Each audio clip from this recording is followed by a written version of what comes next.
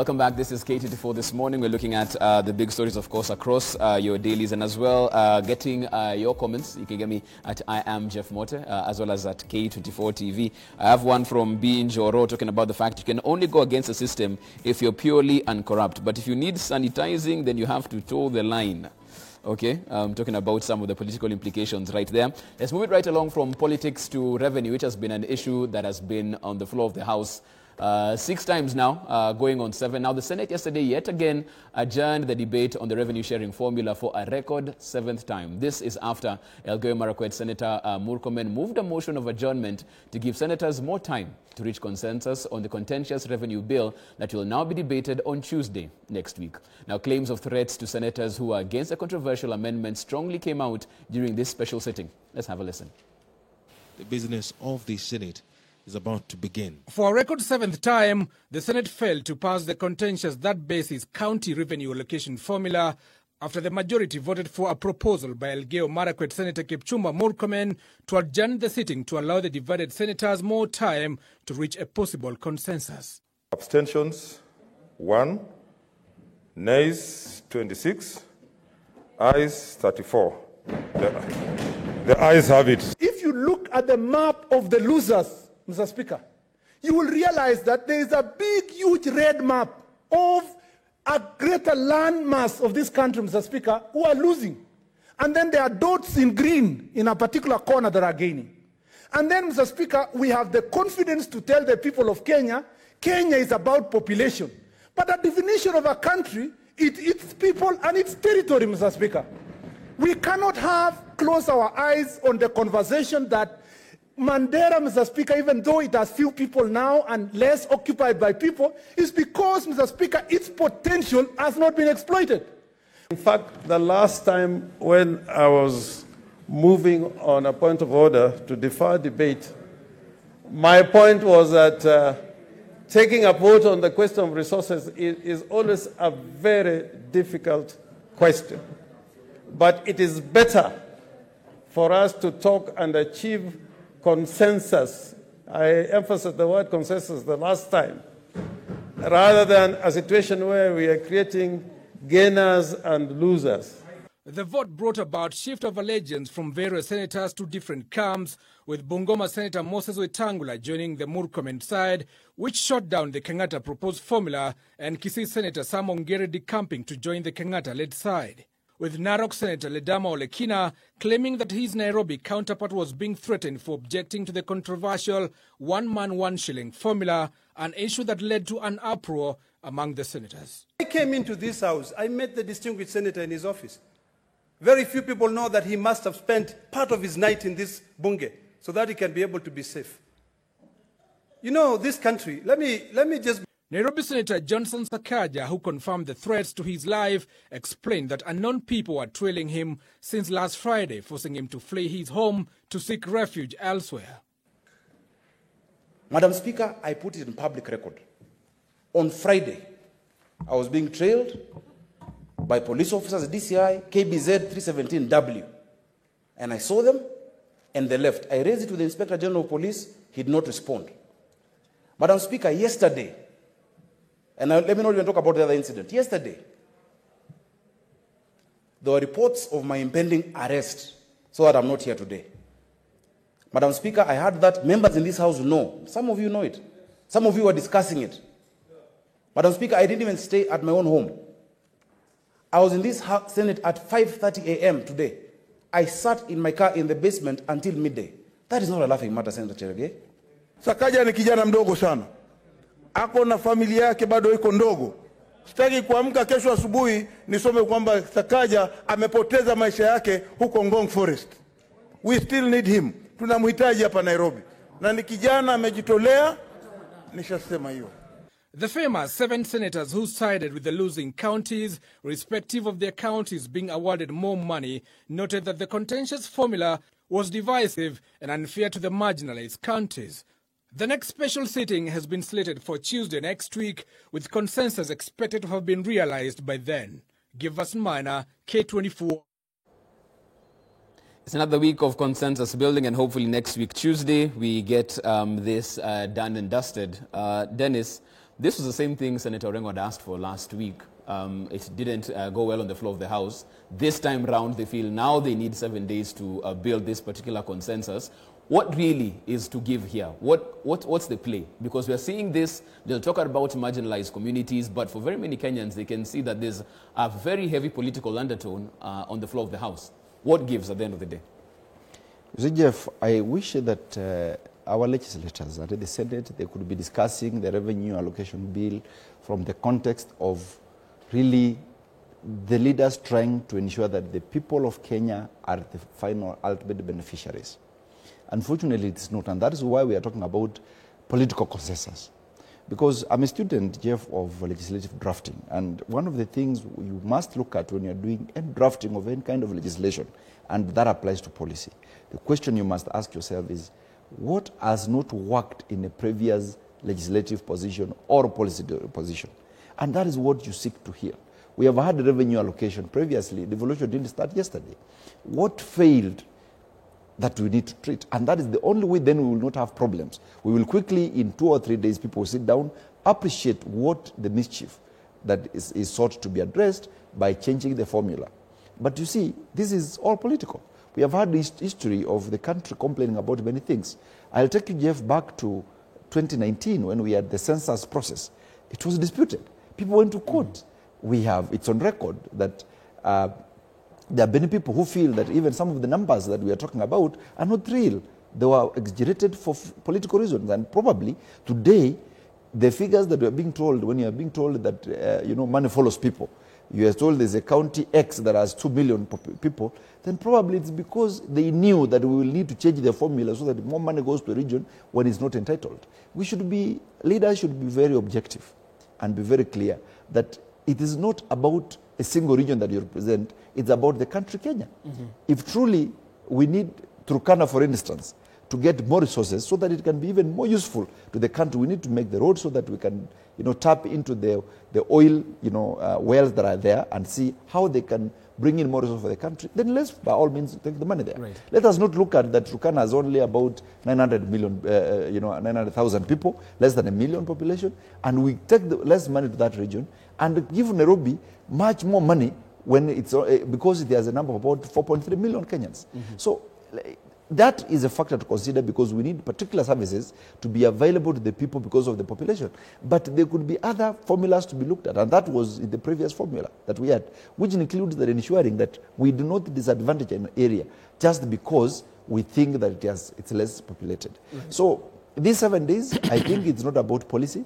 It's not about whether we will move Kenya to the next level. It's about senators being happy and saying politically, I can go back to my people when I'm campaigning. I tell you, we even brought more money to our people, mm-hmm. not because there is use in doing this. Right. Gloria, I'll come to you and build on that as well, in the sense that at this particular point in time, a part of the debate has been, as a senator, where is your first port of loyalty? Is it with the county that you represent, or is it the country that you live in? Mm-hmm. In that if matters of your county have been resolved, mm-hmm. that's what you should be fronting in terms of the agenda, and not talking about counties on the other side, because they have a senator as well. Mm-hmm. And that really is what is also bringing what we're seeing on the floor of the House, that type of debate. I think as a senator, at the very beginning when they were actually discussing the formula in its context, and the issue was the percentages of that formula. And by the way, a lot of people don't know that the issue that is actually making this so uncomfortable and they can't find consensus is the thing on population. Mm-hmm. If it's just one part that is wrong with that formula, you've not had any one of these people talking about how about we reduce that percentage to this much. Mm-hmm. Now, at the beginning, the senators were actually looking at it from a point of, this is the formula, it doesn't work for my county, for the people who voted me in. Mm-hmm. Yeah, and then they started going into the details of trying to figure that out. Right. Now, when you have failure on leadership, when you have a weak leader, and these are weak leaders, we might tiptoe around it, but Pogisi and Kangata have failed. They've really mm-hmm. failed. Mm-hmm. When you have weak leadership, what happens is that now people start to use a situation for other self-interests. Mm-hmm. So it stopped becoming about the actual context. People saw a loophole. The other senators were like, actually, let's now turn this thing political. And the fact that it has dragged on and on and on, every time, if I'm a politician, I go to bed and I think, okay, it doesn't seem that they care about these percentages anymore. How then can I benefit for either political mileage, or I'm trying to shift camp from here to there? Maybe I can use this opportune time. So the reason that, first of all, we have to fault the leadership, because the fact that they let this drag on too long has created all sorts of loopholes for people to use this situation for other self-interest. Now, when you're talking about, should they think about county or country? Well, when it was about the percentages of population and landmass and what, it was county. When they started realizing that this is being pushed for other reasons, then they, of course, they realigned themselves. They say, okay, we are not really doing formula things here. It's about political alignment. I'm so happy that for the first time in a very long time, those senators came together and they actually decided, you know, there are people who are, there are senators who are actually, they are going against their people, so to speak, because them they were to gain money, and now they're saying, no, we don't want this thing where we are gaining money in our counties. I'm so glad, and I have to give it up to them, because for the first time they put self-interest aside. I don't know why. Maybe they saw that politically they were not going to benefit, but they put it aside and they said, we are going to come together for the interests of the country. And whether or not that is legit, it is, again, you see, the good thing about democracy. The good thing about democracy is, at the end of the day, when it's thriving, it's the people who benefit from it. It's the common mwananchi who this is what you're seeing. So I got to give it up for Sakaja. I'm not a fan of him. I actually think sometimes it's just about clout.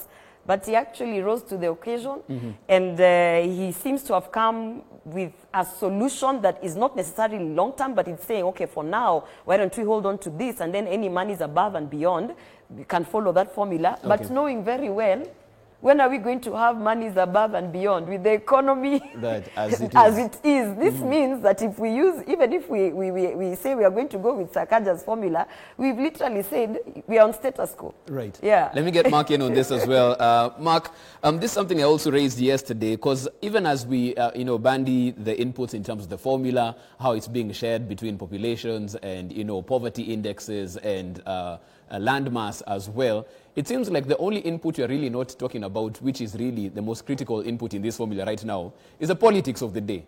When you hear Murathe talking about how senators who don't toe the party line are going to be kicked out of the party, and he's talking about that. We had Kangata yesterday on the floor of the House talking about how some senators didn't come for the PG meeting and action would be taken. Should we just focus on that and forget about what the policy, what the formula is, and what the politics is demanding of these senators in this space and time? Well, number one, we must understand that as vice chair of Jubilee Party, or Raila Odinga as leader of ODM Party, he does have a role to whip his members to order. Whether that whipping should extend to being kicked out of a political party, I'm not so sure is a viable option. And the reason why I'm saying it does not make sense is that senators do have the right to express their individual minds. They do have the right to disagree with the party, as long as it is done in a manner that is to enhance the democratic space and to enhance the gains of the Kenyan people. That said, I feel that any side of this particular argument is particularly wrong. And this is what I mean, that number one, there is a case to be made for the people who live in Lamu and other sparsely populated counties that have been ignored for a long time. So there is historical fact to that. And number two, there is the fact that they live in probably the poorest counties in this country, and we do need to put resources there. But also, there's a very valid argument that Kiambu has a lot of people, as does Bungoma, and they need access to more hospitals, more doctors, and more facilities. So I don't know why we're taking this thing as a yin and yang situation, as though they're diametrically opposite and opposed and cannot exist in the same reality. And that's where I have a problem with all this grandstanding. What is needed, and this is why I agree with Gloria when she says that what is needed is a way forward. And what is the way forward? Number one, let us agree in principle that populations need to be recognized in the formula. Then number two, we need to also recognize that all the sparsely populated areas do need developmental support. They do need support to build the infrastructure that is needed. And thirdly, they need to be given the economic impetus to be able to produce what the other counties are able to produce. With that in mind, then the formula is not the only thing you need to discuss. You need to discuss how national government is rolling out road projects, school projects, and all other things that are within the purview of national government, which, by the way, has trillions of shillings to spend versus the paltry 316 million we're talking about. Then we need to get into the conversation of actually putting into motion the equalization fund, because there are some parts of this country that need to be equalized. Number three, even the formula itself, the writers said that the counties that are losing money will need to be cushioned. So I don't understand why we're discussing it as though it is a devil versus God conversation. They do need to be cushioned because they are too small an economic entity to exist without government funding. So for me, our legislators in Senate are being extremely lazy in postponing this thing. The easiest thing to do is to pass it and find ways of cushioning those counties that are suffering. But we cannot ignore the elephant in the room, that there is error in the previous formula, in that some counties claimed to have more people than they actually had. And that is an injustice that needs to be corrected, because you cannot have a county that receives per capita 30,000 shillings and then you have a county that receives 3,000 shillings per capita. It's simply not fair. We'll wait and see if in these 7 days or so, they actually do get to some middle ground, and of course, on the floor of the House next Tuesday, actually get a way forward in terms of allocation of this revenue. We'll be following this story very keenly right here on K24 TV. Another story that has been followed very keenly by all media houses at this particular point in time is, in times of crisis, as they say, never waste a good opportunity. And it seems like that's what's happening from some entrepreneurs right here. Gloria, you alluded to this earlier, and I want us to talk about it because we saw this story. It was an expose done by one of the dailies yesterday. There's a follow-up to it today as well, on how certain individuals, certain companies are getting huge tenders, yet you look at the credibility of these companies and there's nothing to show. You're talking about a company that was registered 30 days in, getting a tender worth 1 billion Kenya shillings. At this point in time, still no investigations as to how this has happened. What really is going wrong? We talk about a government that really is stern on fighting the war on corruption and graft. Why aren't we seeing that? Jeff, how old are you? Is that a trick question? I'll tell you, I'm 34 years old. I made my first million, I think, when I was 31. Clean money. Worked hard for it, did proposals, did what. And I can tell you before that, even to get 200,000 was like, oh my goodness, the energy, the workload, the people that I had to work with the team, you understand, to get my money. Right. When now we are looking at, and I'm here as a youth policy analyst, and I am for the youth winning, and I'm for the youth making money and becoming millionaires and billionaires. Right. In a legitimate manner. When you're looking at the tenders that are being given here, and you're looking at the players of these companies that have been registered 30 days in, and you ask yourself, at my level, at the experience that I have run around, at the doors I have been knocking for the past 12 years, the people I've rubbed shoulders with, and still I know it is very difficult to even get to a place where you have been shortlisted as number 3 for a public tender, if at all this was a public tender. And I know what it means to get there. A lot of hard work, a lot of experience, the right paperwork, you must get your Kenya revenue certificates right, and all. My question was the procurement process followed? Okay, fine, the procurement process might have been followed, because I've seen also places where, as a hustler, as a youth, we follow the process and everything, and then when you're kicked out, you realize, so-and-so is the relative of that minister. So-and-so is actually the niece of whoever who's high above the chain that you have never rubbed shoulders with. And this is where I start to question, really. It's not even about the Public Procurement Act, the processes, whether the boxes have been ticked, because all of that stuff could have been ticked. But at the end of the day, we have a system that does not reward merit or hard work. We have a system that rewards networks, a system that rewards people, basically, nitakuskumia nini na nini. It's actually, the whole country has been hijacked by a system. And what now, I've been pushing the youth. You know, we're in August. August is the month of youth. This is where we have National Youth Week. This is where we have International Youth Day on August 14th.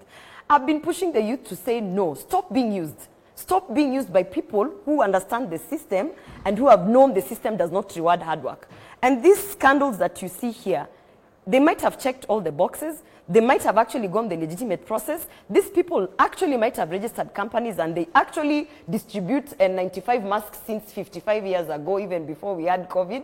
But now question yourself, is that hard work being rewarded? Is it actually being given on merit of hard work and this is a person that is in this skill? No, it's being given on a system that has hijacked all of this. And that is what I want us, don't focus on the people who was here, who are they related to, whether it is to the deputy president or the president. Don't focus on that. Focus on the system.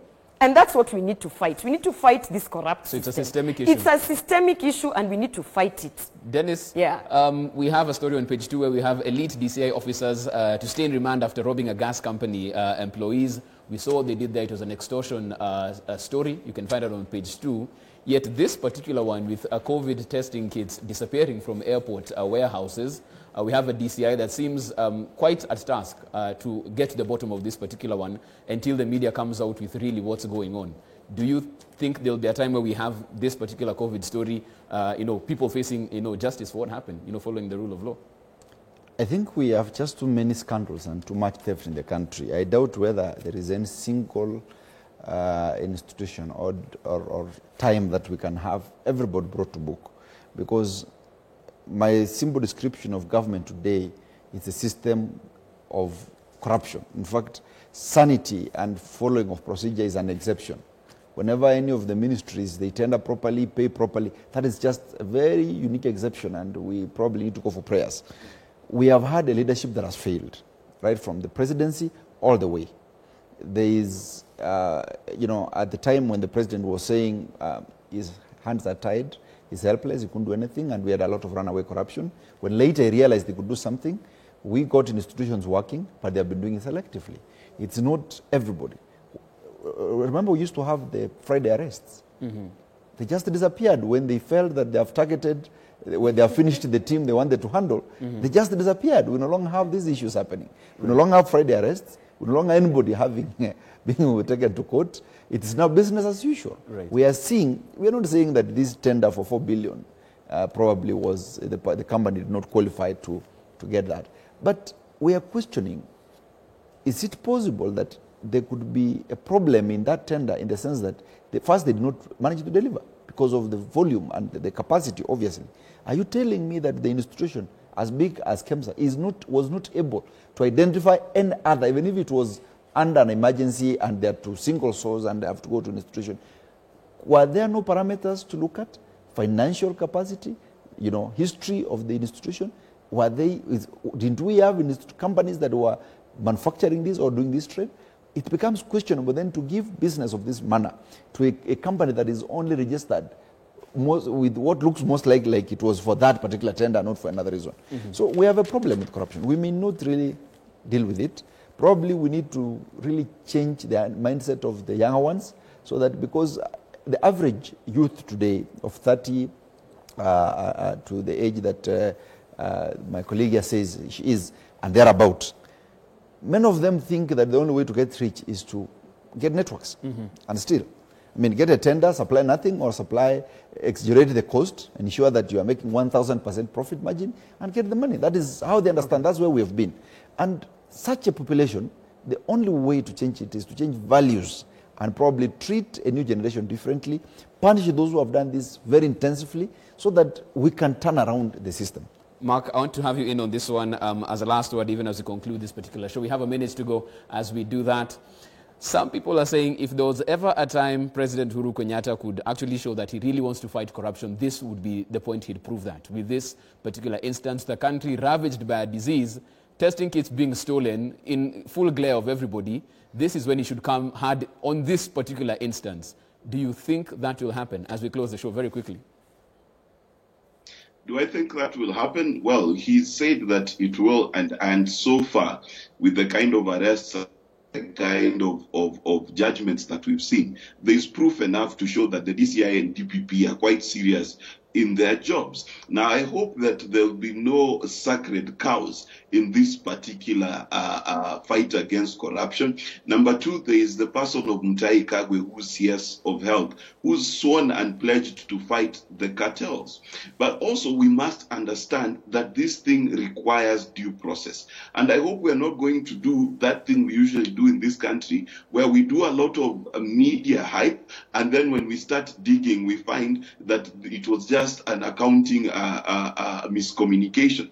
I hope that this time they will go deep into the facts, delve and find out what really the issues are. And the issues for me are twofold. Number one, there is the corruption issues, where someone either is overinflating the cost of something or has been given a tender and has supplied air. Those people should be jailed and hopefully hanged before even the cock crows in the morning like it did for Peter.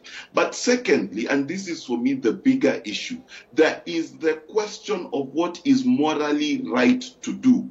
For how long will we allow political influence to be a bigger describer of how to do business than actual merit and actual hard work? Okay. This is what I mean.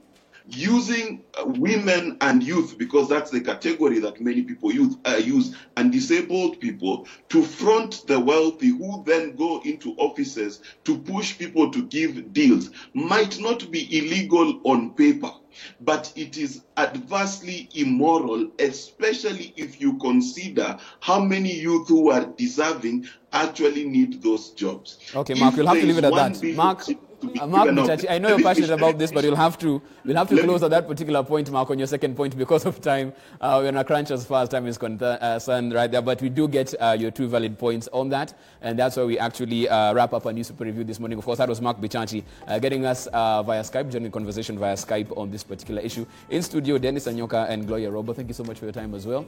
I would like to say something about National Youth Week. We'll do that probably next week because we're out of time. As you can hear, when the song plays, it's time for us to go, Gloria. It's time for us to go. And of course, don't forget, you can get yourself a copy of Your People Daily. It's only 10 shillings. It's brought to you by the People Daily and Safaricom as well. Star 550 star 4 hash is the number. Dial that number, get yourself a copy of Your PD. It's only 10 shillings and you get it straight to your phone. We take a short break. We're back with Interactive. This is K24 TV.